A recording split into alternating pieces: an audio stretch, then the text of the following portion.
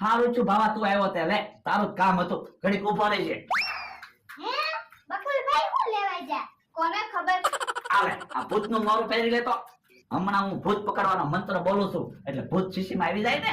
તમે પતંગ કાકાના છોકરાને શીશીમાં ન પૂરતા, પતંગ કાકા ખીજાશે. ઈ ભૂત છે તે શીશીમાં પુરાઈ જાય.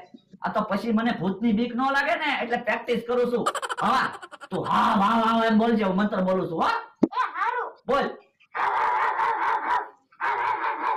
એલા કૂતરા જેમ હા હા હા નહીં બોલવાનું, ભૂત જેમ બોલવાનું છે.